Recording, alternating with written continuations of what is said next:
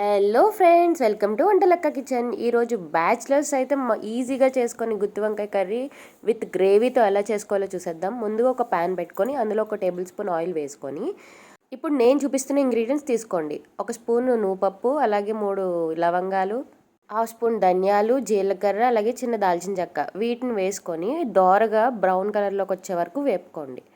కొంచెం స్లోగా medium flame పెట్టుకొని వేపించుకోండి, లేదంటే మాడిపోతాయి. సో ఇలాగా దోరగా వేగిన తర్వాత దీంట్లోకి చిన్నగా కట్ చేసుకున్న అల్లం, అలాగే వెల్లుల్లిపాయలు వేసుకొని, అలాగే పచ్చి కొబ్బరి ఇలా ముక్కలుగా కట్ చేసుకొని, ఉల్లిపాయలని చూసారా ఇలాగ పొడవుగా కట్ చేసుకొని ఇందులో వేసుకోవాలి. ఇలా ఉల్లిపాయలు కూడా మగ్గిన తర్వాత ఇప్పుడు ఇందులో కాస్త పసుపు, అలాగే ఉప్పు వేసుకోండి. వేసుకొని మళ్ళీ బాగా కలుపుకోండి. ఇప్పుడు కలుపుకున్న తర్వాత ఇలా గోల్డ్ కలర్లోకి వచ్చేయాలి ఉల్లిపాయలు. ఇలా వచ్చిన తర్వాత ఇందులోకి కూరకి సరిపడా కారం ఇందులో వేసుకోవాలండి. ఇలా మగ్గిన మిశ్రమాన్ని పక్కన పెట్టుకొని చల్లారి పెట్టుకోండి. ఇప్పుడు వాటర్ తీసుకొని అందులో కాస్త ఉప్పు వేసుకొని ఇలా వంకాయలు నేను చూపిస్తున్న విధంగా కట్ చేసుకొని లోపల ఏమైనా పుచ్చులు ఏమైనా ఉన్నాయేమో చూసుకొని ఇలా కట్ చేసేసుకోవాలి. ఇలా కట్ చేసుకొని ఆ ఉప్పు కలిపిన వాటర్లో వేసుకోవాలండి.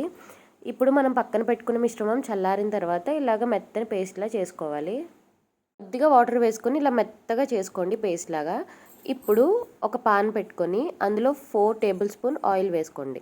ఈ ఆయిల్ హీట్ అయ్యే లోపు వంకాయల్లోకి ఇప్పుడు మనం మిక్సీ పట్టుకున్న స్టఫ్ని పెట్టుకొని అన్నిటిని పక్కన పెట్టుకోండి.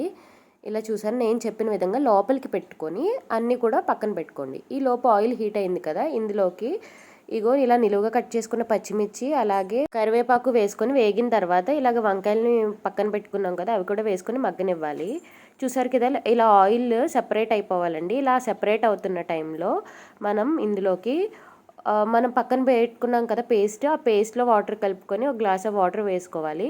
వేసుకొని సాల్ట్, కారం ఇప్పుడే చూసేసుకోవాలి. చూసుకున్న తర్వాత ఒక్క విజిల్ రానివ్వండి. చల్లారిన తర్వాత ఓపెన్ చేసుకుంటే కర్రీ రెడీ. గ్రేవీతో అబ్బబ్బా గుమ్మగుమ్మలాడి గుత్తి వంకాయ కర్రీ రెడీ అయిపోయింది కదండి. చాలా సింపుల్గా ఎవరైనా చేసేసుకోవచ్చు ఈజీగా. మా వీడియో మీకు నచ్చిందా? అయితే లైక్ చేసి షేర్ చేయండి. సబ్స్క్రైబ్ చేయడం మాత్రం మర్చిపోకండి.